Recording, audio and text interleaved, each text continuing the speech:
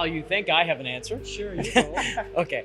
When I was a teenager, I stopped with my family actually at the scene of an accident, and the vehicle was out in quite a ways into the field.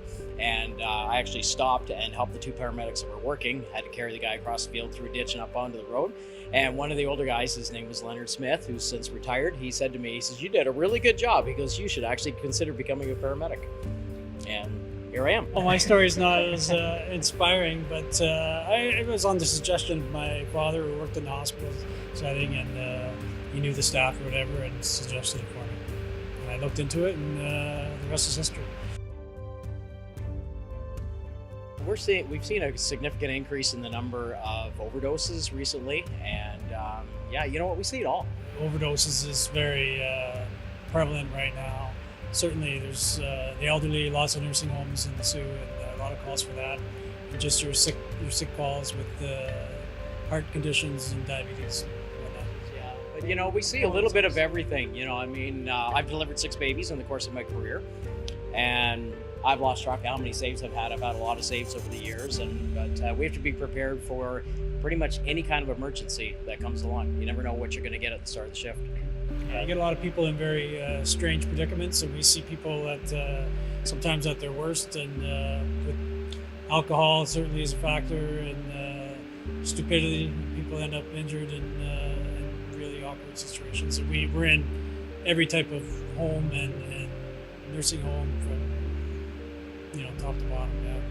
I think one of the most frustrating things would be drunk drivers and impaired drivers. Over the years, I've seen a lot of deaths as a result of that. It's a totally preventable, situation, and it's heart-wrenching. It really is.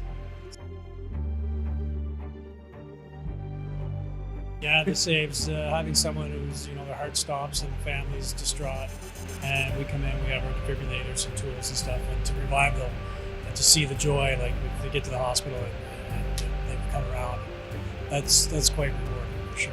I would also say the fact that we carry a lot of medications now that we didn't when Paul and I started, and we're able to offer a lot of relief to people now. It used to be that we picked them up, raced them to the hospital, and the treatment began there. Now we're actually starting the treatment right in people's homes. Oh yeah. One of the biggest things is they feel if they come in by ambulance, they get seen first. And that's not the case. A lot of times that does happen, but it's usually because people are very sick or very injured. But if you come in with a minor complaint or a minor injury, you may actually be taken out to the front and registered through the front of the hospital.